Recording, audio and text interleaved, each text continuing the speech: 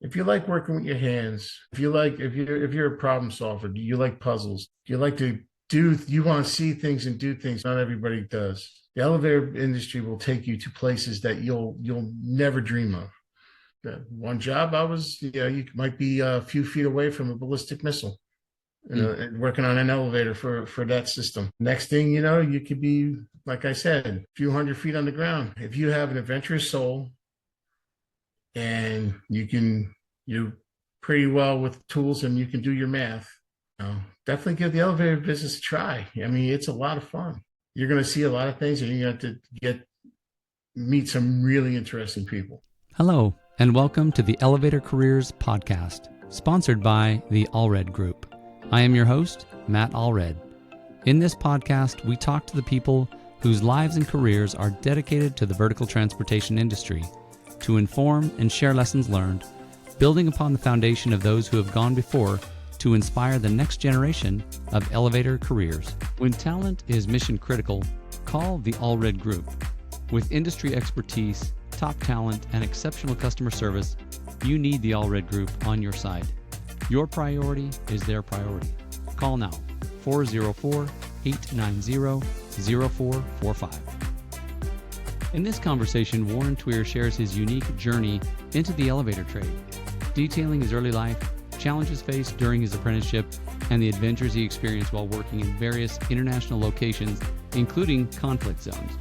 Warren reflects on the evolution of elevator technology, the importance of mentorship, and the personal growth he achieved throughout his career.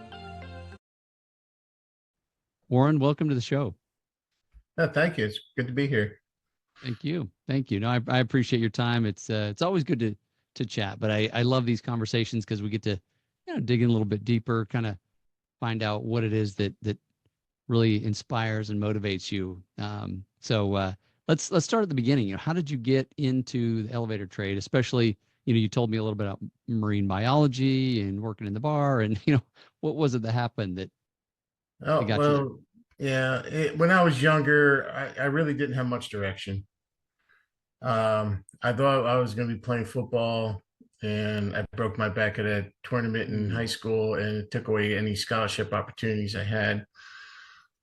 Um, then afterwards, I fell in love with lifeguarding for a while. Uh, and I was doing trade work most of the time. I was a carpenter and electrician. Right. Um, then I came upon my future wife, and it was like, man, I really got to pull my head out of the sand and actually, like, find myself a real career. Sure. So I tried college. I wasn't cut out for college. I really would love to be a marine biologist, but uh, just wasn't in the cards, and it was just too expensive. Sure. Yeah, I didn't come from any means, you Sure. know. So, friend of my father's comes to me one night when I'm working at this bar. He says, I heard you're looking to get married. I'm like, yeah.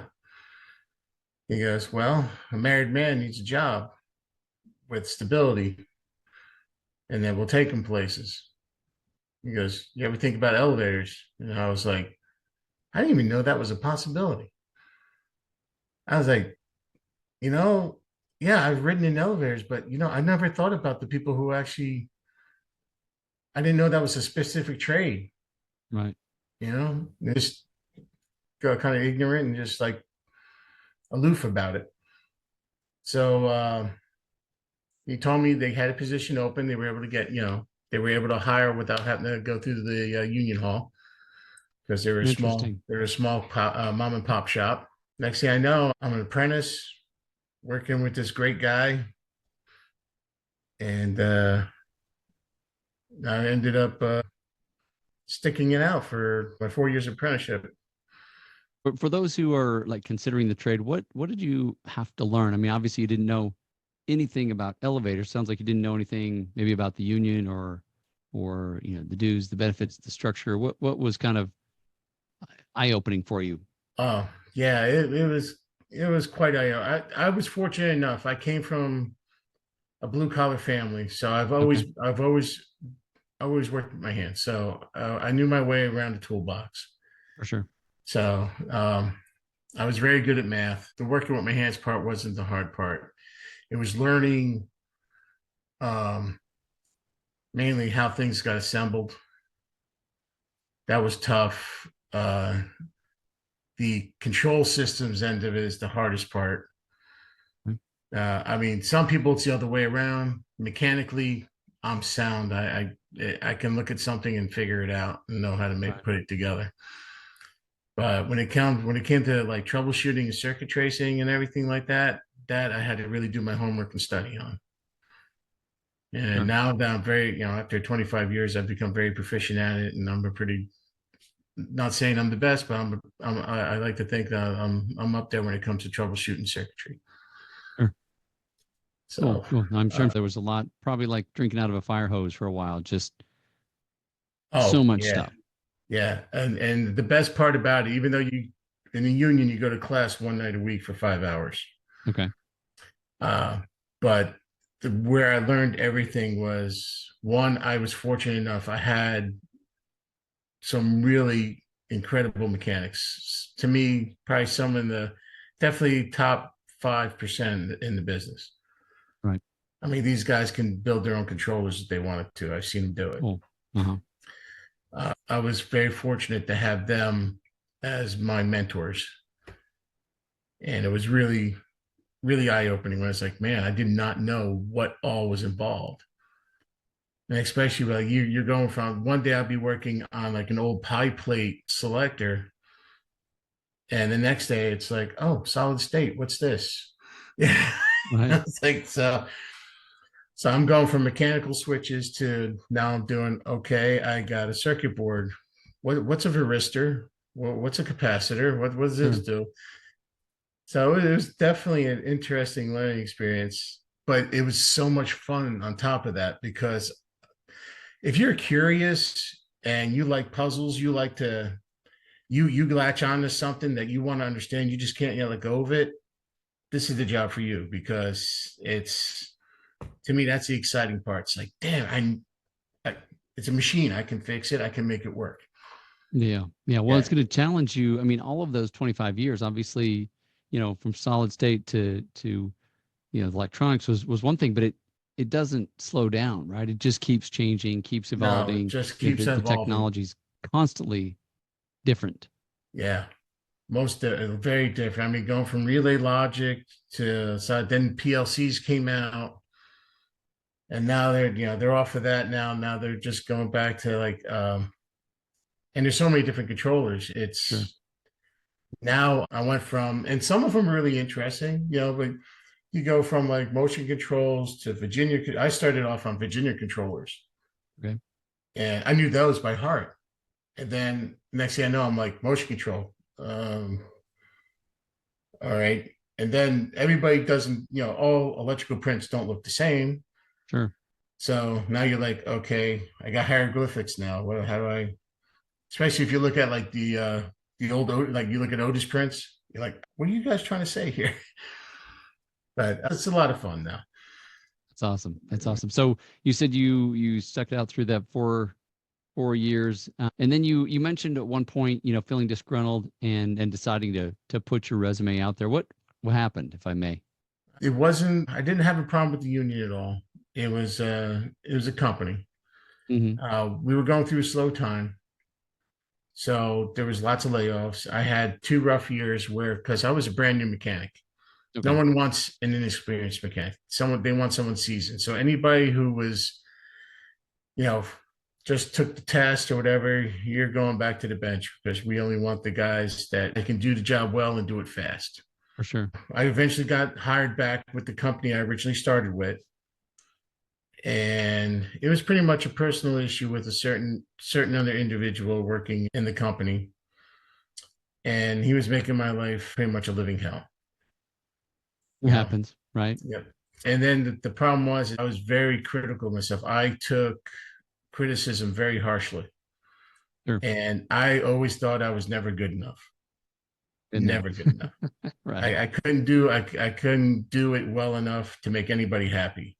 Sounds like you were your worst critic, right? So I am my own worst critic. Yes, I'll tear myself up worse than anybody else could.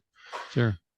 And so uh, with that compounded with this other person in the company, I pretty much hit my breaking point, and I was like, I'm done. I mean, it got to the point where it was affecting my home life, Yeah. because Yeah. I had 2 years of which I might have worked maybe 8 months That's because of tough. layoffs. I'd Yeah. work Yeah. like a couple months here, then get laid off. The job's finished or whatever. So we were struggling at home. Yeah. So I Yeah. decided to, a little desperation. I said, put my resume out there. I don't know what I'm going to come across. Well, Next thing then, I I know, mean, this you, company comes across my email saying, "Hey, you would be perfect for this position."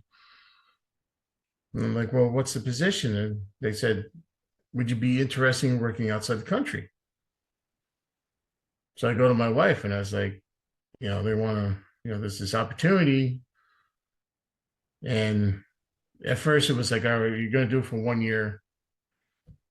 And I was like, okay, we agree 1 year. So I took this job and I ended up in Baghdad. oh, wow.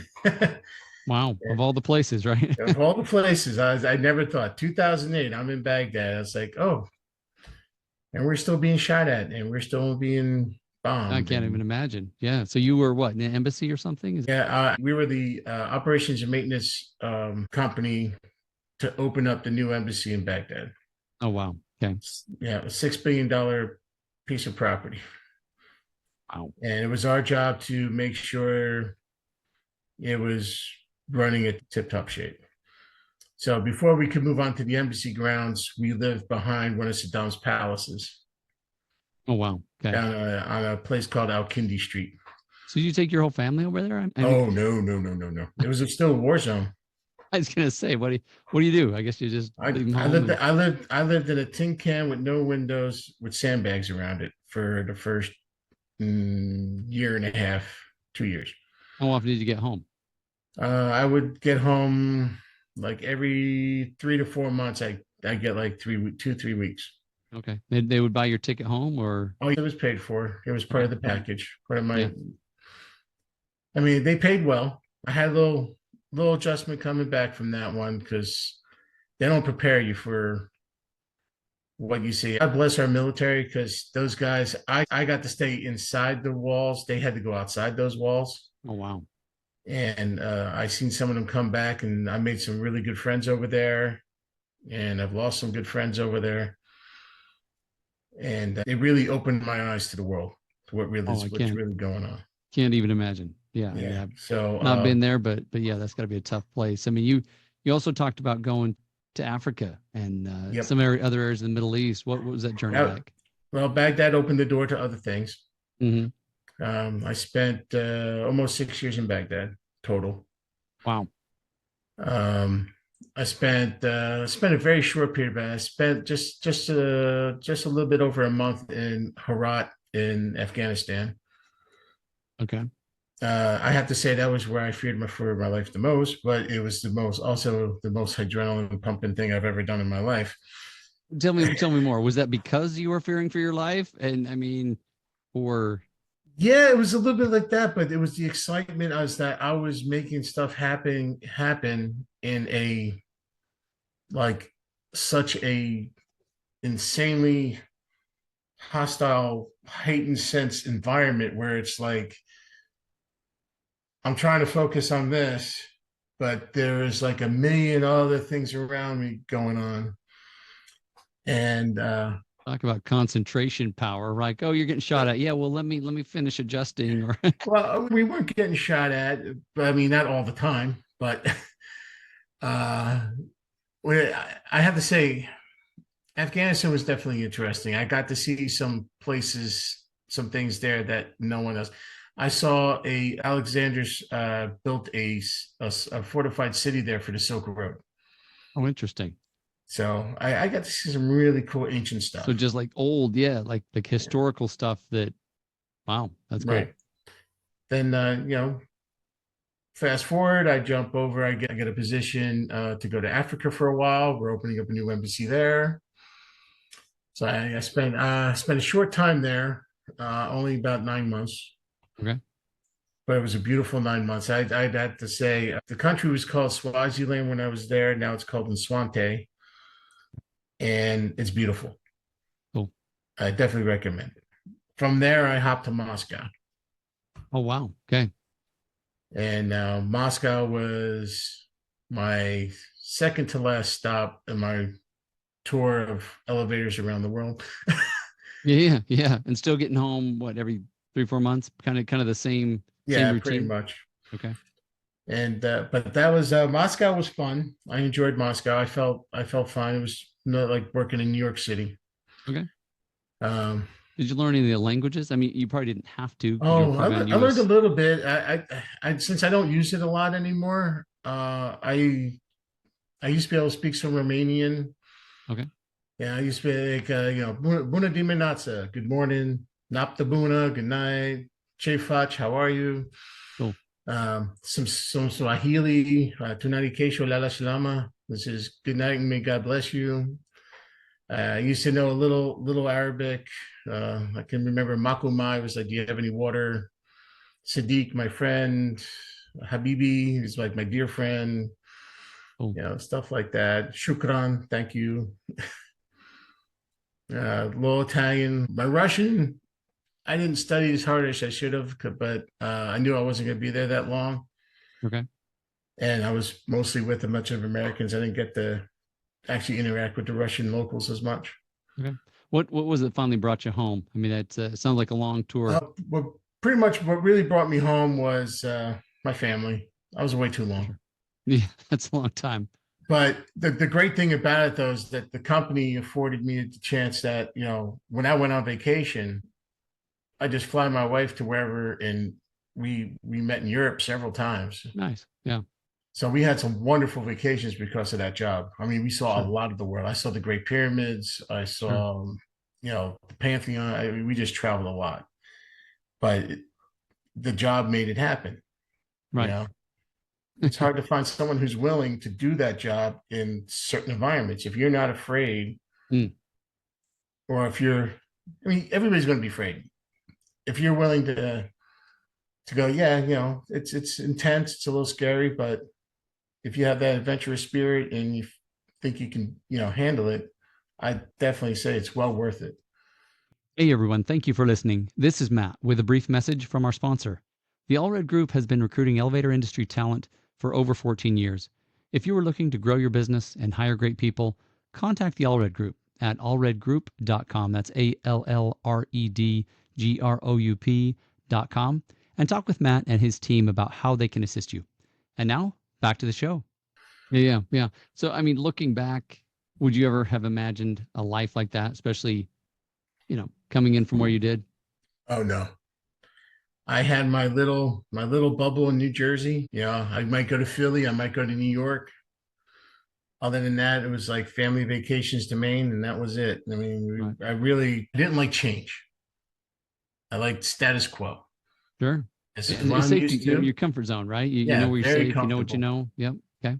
And like I say again, my wife, she's the one that got me a little bit. She got me that she gave me the bug, the adventure bug. But it's amazing. I cannot believe how far the elevator trade has taken me. If I didn't get to acquire this skill through the fortunate incident of my dad just happened to have a friend who Sure. was in the trade and who was willing to help a nobody like me, man, it just opened up a door to so much.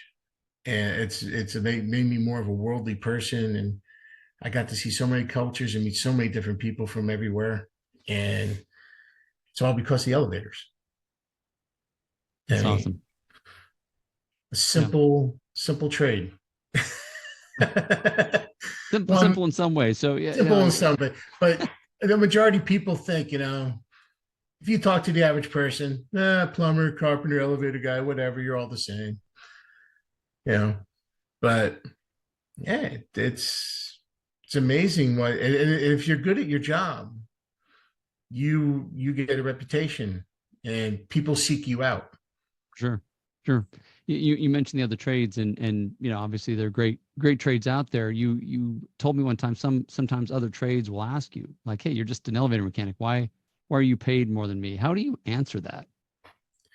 It comes off as an arrogant response, but it's not. In the elevator trade, no one really looks at, they just see the finished product. They really don't actually see what goes into it. With elevators, you have so many different types. You have rack and pinion, you have hydraulic, you have traction, Hmm.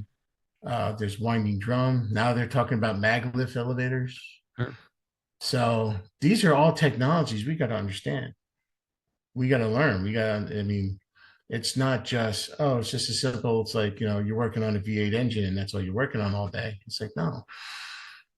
Um, there is a lot to it. I mean, all right, you have the pipe fitters union. Well, we can thread pipe, do vitalic fittings. We can weld pipe in our trade. Not saying all of us are certified for welding, but a lot of us are. So there, okay, I could be a pipe fitter. Hydraulics, I understand hydraulics. I take hydraulic valves apart. I know how they work. I can work on hydraulic systems with tractors, other lifting systems and whatnot. Then there's the electronics end of it, the electrical end of it. Control systems. Most control systems translate to a lot of other equipment. So you can do HVAC, security systems, anything that requires some kind of timing system, control system, a reaction, automatic doors. We deal with voltage up to 480 volts. We can work on electric motors. Our trade translates into a lot of other trades. We're like the jack of all. Yeah. Well, especially with, you've also got obviously high risk, and there's safety concerns Well, while you there's do that all of that. too. Yeah. And now you're getting to the other part. We have a very hazardous job too. Hmm. Um, every guy, I get a safety report probably at least 2, 3 times a month. Someone losing a finger, someone crushing their foot, falling. It's a very dangerous trade. I For mean, sure. I know a lot of, that's why I tattooed my ring on. I know a lot of guys missing a ring finger because of their wedding ring. Yeah. So yeah, it's dangerous, but Yeah. exciting at the same time. If you're an adrenaline junkie, man, you'll love the heights. Yeah, absolutely. Tell me what's one of the coolest projects you've ever worked on that's just so memorable for you? So memorable. Wow. I would have to say one of the most installing we installed Alamax for the aqueduct system in New York City, the new aqueduct. And the Alamax would take you approximately, a few from a little bit over, just under 200 feet underground to I these pipe mean, systems. It's like working in a cave. wow. I mean, you're way below water level, right? Which Yeah. makes me nervous just thinking about it. Yeah, and it can be, when the power goes out, you're in complete pitch black darkness. Oh, absolutely. And we actually had a problem where I wound up having to climb about 120 feet up a ladder In because pitch we got blackness. stuck down at the very bottom. Oh, wow. And I was so fortunate enough that we did have a ladder system to climb, but Thank goodness. it took me a while to get up that thing. It's got to be a little disorienting. Like say, if it's pitch black and it's like you can feel around, but it's got to be, yeah. Yeah, it's made the one mistake where I went down there because at the time it was after 9/11 and everything, so you couldn't have we weren't allowed cameras or phones or nothing Oh, for sure. Yeah. for security reasons because it's the city's water supply. Right. Right. So we're down there and forgot my headlamp. Oh my gosh. Okay. And someone blew a circuit and we had no lights and we're like 160 feet underground. Right. Wow. Wow.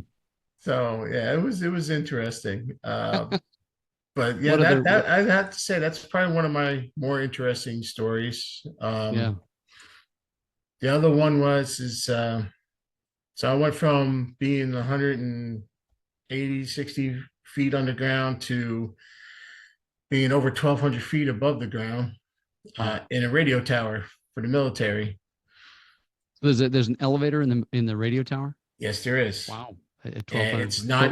it's not your conventional elevator. It's the wonkiest thing I've ever seen in my life. My first time there, I was ground safety. So I'm on the radio and I'm talking to the guy heading up in the elevator. And there's this big these tension weights, they're huge. And they're sitting on the ropes to hold the tension on the ropes because the elevator doesn't work on a counterweight system. Mm. It has two ropes and two ropes. They just one continuous loop. So one pulls up, one pulls down. Mm. And my goodness, I just started watching the ropes start bouncing like crazy. These like 3-ton weights just bouncing. I'm like, Oh, wow. whoa, what's going on? I'm on the radio and I'm not getting a response. Turns out one of the ropes must have got some slack and it got hung up in the superstructure. And when he was going up, it pulled loose and he went for a ride. Sounds like it. Ouch. So yeah, but that's another job I wish I could have took a camera on. They wouldn't let us do that. But man, I had some beautiful views. I was probably about 60 miles inland and I could still see the ocean from there. Wow. I don't want to say 60, but you know what I mean. That was pretty far A ways. Yeah. So no, thank you. So this, we're getting towards the end of our time, but I got a couple more questions for you. One is, you mentioned you've still got offers coming in from Dubai to Israel. What would you say is next for your career? What kind of drives you at this point? Next big job, the next adventure, something new. I love big projects. Even the small projects. Whatever I can get my hands on, pretty much. My wife and I have been talking about me going back over. Interesting. Yeah. I'm getting close to my retirement age. So we started thinking about retirement. So I used some of the money I saved up working in the elevator business and we bought ourselves a place in Italy. Nice. So wouldn't mind getting a job somewhere close to there. Beautiful. Yeah. I could just travel back and forth. So yeah, I had some talks. There were some interesting jobs. Again, mostly Middle Eastern, but some of them are not in a hostile area. I've been offered Saudi Arabia and Dubai, some positions, but yeah, I mean, I'm just looking for that one job that comes across and it's like, that looks good. But also right now I'm in the union and I'm doing very well and the pension and the benefits are phenomenal. Sure. So that's hard to give up. I mean, not many businesses have pensions anymore. Yeah. So it's very helpful to have that padding, for when you retire. Well, absolutely, especially if you're moving to Italy or wherever you go. I work for some great non-union companies.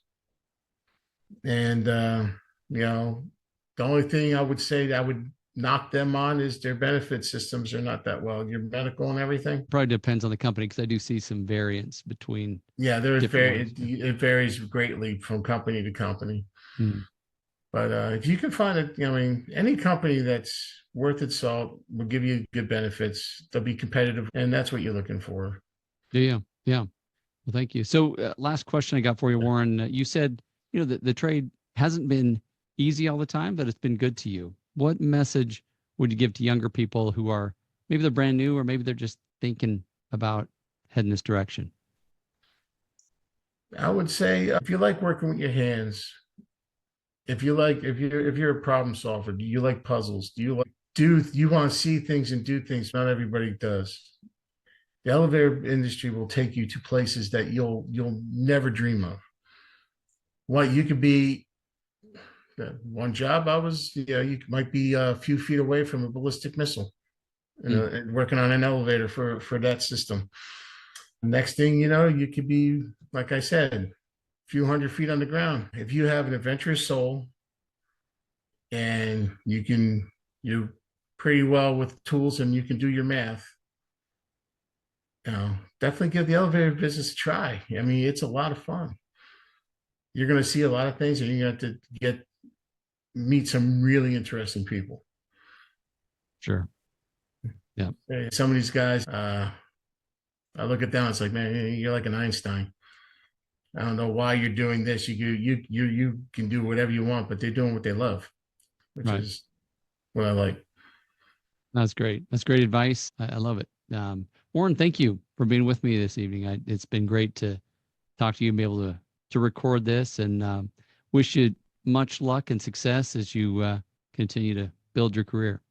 Oh, thank you very much. And I appreciate you having me on. Also, thank you very much for getting us out there, letting other people know that, there's more things out there than just your mundane jobs. Right on. Well, thanks again. Thank you for listening to the Elevator Careers Podcast, sponsored by the Allred Group, a leader in elevator industry recruiting. Please visit our YouTube channel at Elevator Careers, or check us out online at elevatorcareers.net. Please like and subscribe, and until next time, stay safe.